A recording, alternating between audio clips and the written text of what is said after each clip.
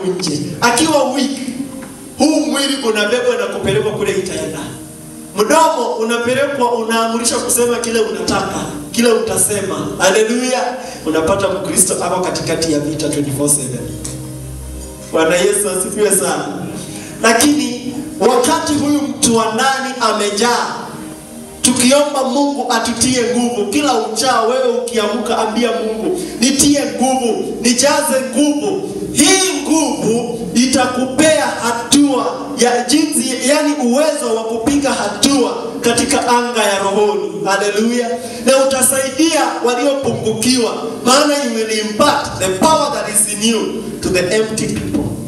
Zile vessels ambazo zimenyonywa nguvu ya Mungu. Kuna watu utegwa, wakati wanaingia ibada wanangojea, wanachotwa. Anapigwa na pepo, anakasirika, anapigana na watu hapo, kumbe anasahau kuna kujaribiwa na kuna kushinda. So yeye wakati ana miss kidogo, anapata ya kwamba ametekwa. Ile neno lilikuwa ndani mwake linetekwa, na neno la Mungu ni mafuta. Haleluya. Hayo mafuta yakitoka ndani mwako hauna nguvu, maana mafuta ni moto. Haleluya. Na huo moto ukikaa ndani mwako unawaka, kote uendako kunawaka. Bwana Yesu asifiwe sana. So ninawahimiza ya kwamba tutafute nguvu, tuambie Mungu atutie nguvu. Mtu wa ndani amtie nguvu. Bwana Yesu asifiwe sana. Maana when the inner being imetiwa nguvu, tunaona hapa Paulo akiwa anaombea kanisa la Efeso ya kwamba litiwe nguvu. Anaombea brethren, anawaambia anaomba Mungu awatie nguvu. And you can see inasema ya kwamba I pray that out of his glorious riches he may strengthen you with the power through his spirit in your inner being. And that is spiritual thing, which happens only when you go on your knees. Bwana Yesu asifiwe sana. Ninajua wengine nikiwauliza mara ya mwisho kupiga magoti ilikuwa ni, siku hizi imekuwa kitu digital, maombi inafanywa digital. Hallelujah. People don't pray. They can pray standing, they can pray doing taking any other position ambaye Mungu usikia maombi yote. Lakini siku moja kumbuka tu kusubmit, kumwonyesha submission yako kupitia kwa magoti. Hallelujah. Juzi I had a friend of mine, tukawa tunashare, kamwambia wakati nilikuwa Uganda, Kampala, what I experienced, and he also shared his experience to me. Tukawa tunashare tukicheka. Kamwambia ukitoa dada kutoka Uganda ulete Kenya, na utoe mmoja Kenya upeleke Uganda, wa Kenya atapata kibaro kigumu sana Uganda. Kwa sababu Uganda wanafunzi wakiwa watoto wachanga sana kupigia wanaume magoti. Haleluya. Ni gumu kidogo. So hata mnasmile, mnacheka, mnashangaa hivi gani? It is because wamefunzwa to submit.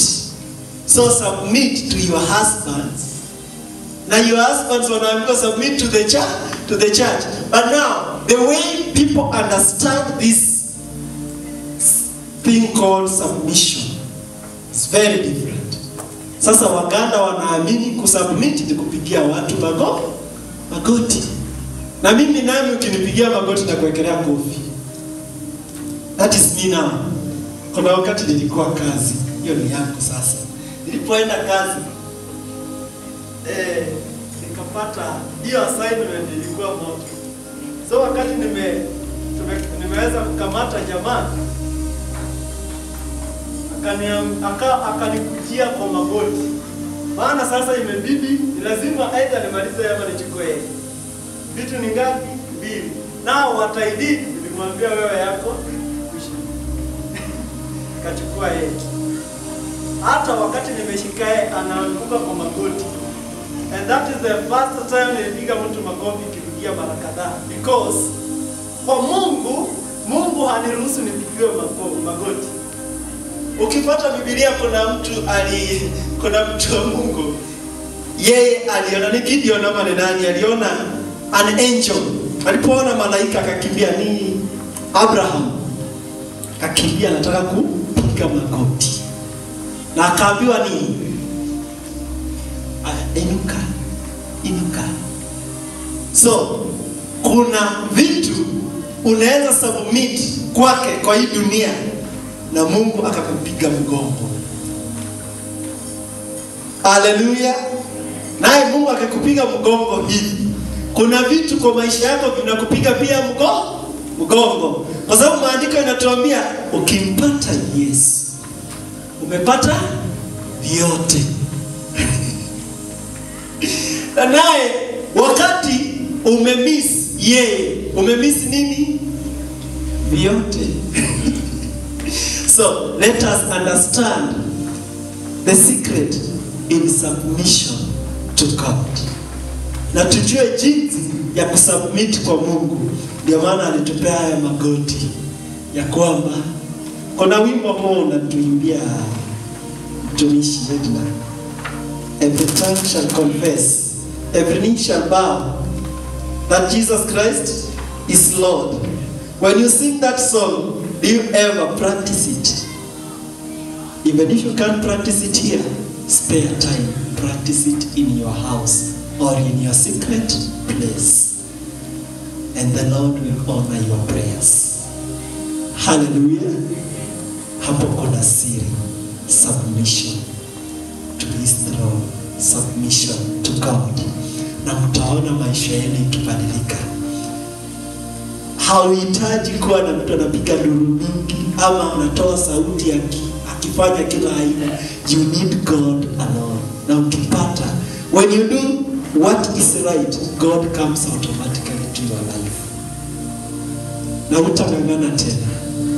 Whatever you see struggle in your life, inayeyuka. Struggling inaisha, neema inaoccupy mahali ya struggle. Hallelujah. That is the goodness of our Lord. Na Mungu apungukiwi. Hiyo ndio baraka yetu. So popote uliko, sikia kupenda Mungu, sikia kusubmit kwake. Give yourself. Someone sang a song, I give myself away so you can do what? Use me. So give yourself away to the Lord, that He may use you to harvest. For it is time for harvest to the kingdom of God.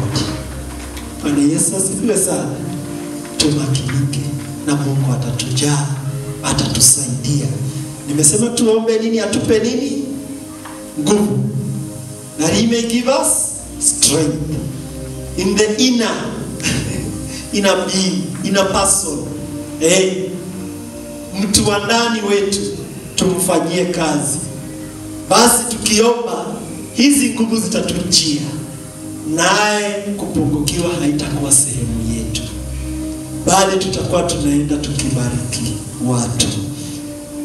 Ukiingia kwa mfuko ukose kupata zile, uwe umeacha pesa kwa nyumba, haziko kwa mfuko kwa wakati huo, you say, now I give you the spiritual cash. Ni pesa unataka, na kupea pesa za rohoni. Huyo mtu akienda, haendi mbali, atakutana na msaada wake wa pesa. Mungu anajibu. Hallelujah.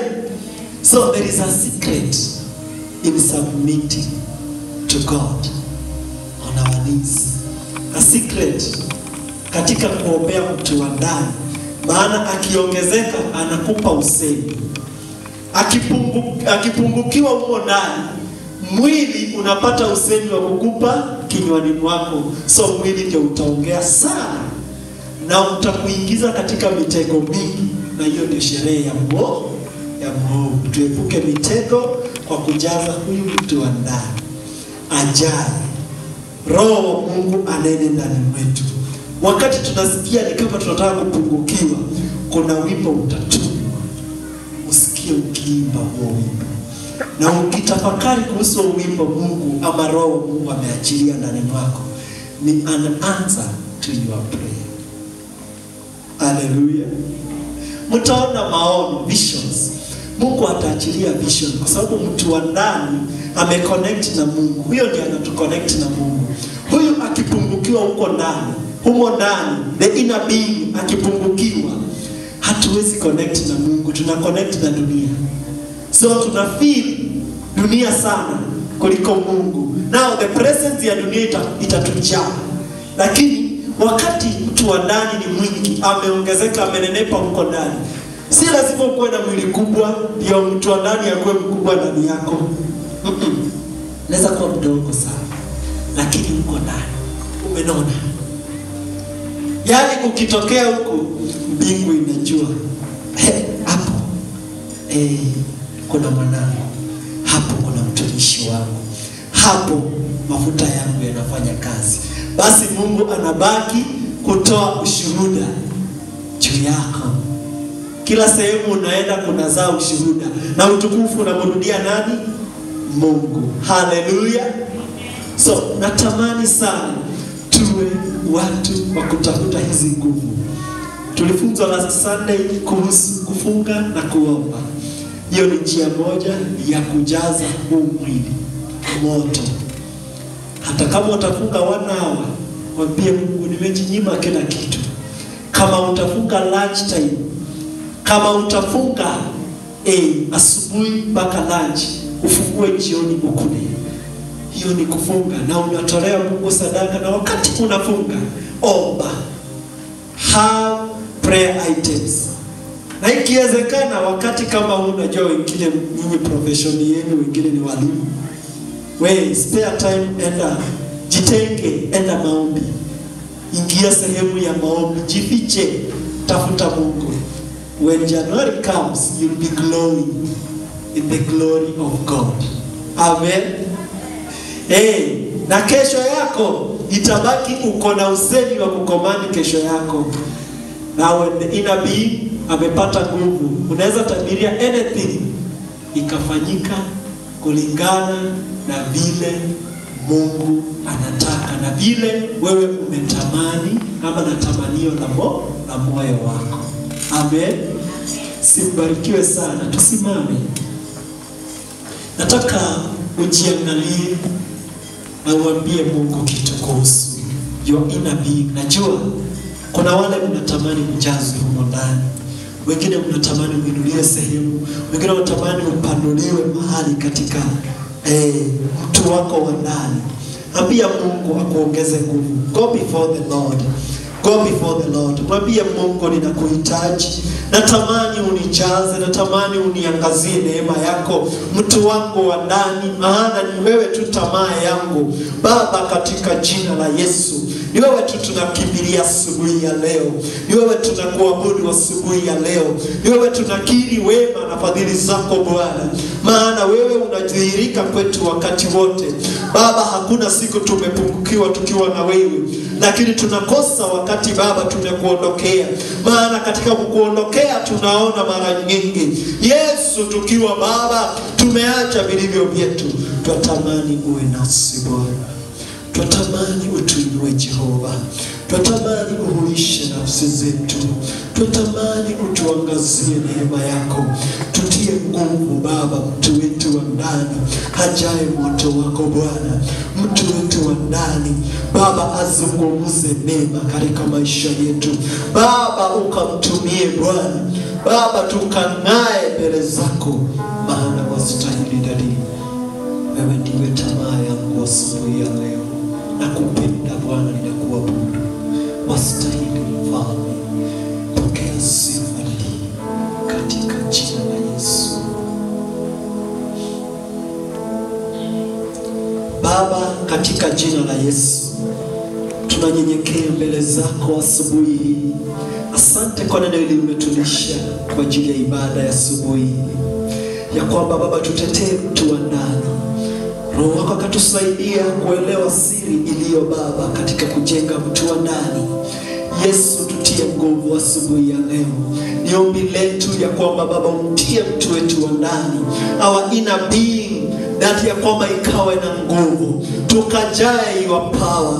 Let your power descend within us. Let us be filled by your power, that it may minister on our behalf. Ya kwamba ikatuongoze mtu wetu wa ndani Bwana, akajae nguvu zako Baba. Kote tuendako tutende mema kama na wewe, maana wewe Mungu umesema sisi ni mbegu za ushindi. Hautatuacha tuungane tena, maana umeachia neema kwa ajili yetu. Pokea sifa Yesu, pokea utukufu Bwana. Ni wewe Mungu, ni wewe tumaini. Tunakupenda na tunakusifu. Tutie nguvu mpya Bwana, tutie mafuta mabichi. Roho zetu zijae moto wako, nguvu zako Baba zitupeleke hatua kwa hatua. Utubebe kwa nguvu zako za Roho Mtakatifu, na wacha mioyo yetu Baba ibaki katika sifa mbele zako, kukutolea ushuhuda na kunufaisha Baba mataifa Bwana, kwa ajili ya utukufu wa jina lako. Kila mmoja aliyesikia neno lako, hifadhi neno hili ndani mwao, kwenye kibao cha moyo wao. Wacha likafanye kazi ndani mwao.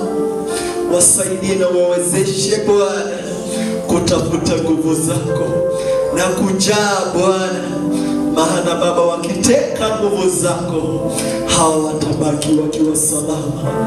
Kila wakati watabaki wameinuliwa, kila wakati watabaki wamehuishwa nafsi zao, kila wakati watabaki Baba vipawa zinalipuka ndani mwao, kila wakati Roho wako atanena ndani mwao, akiwaelekeza na jinsi unataka waenende, ili kwamba kanisa lako likaongezeke.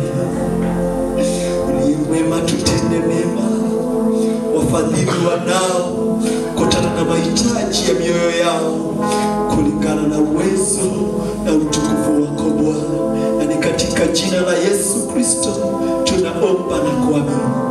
Amen. And now the grace of our Lord Jesus Christ and the love of God and the fellowship of the Holy Spirit be with us now and forevermore. Amen.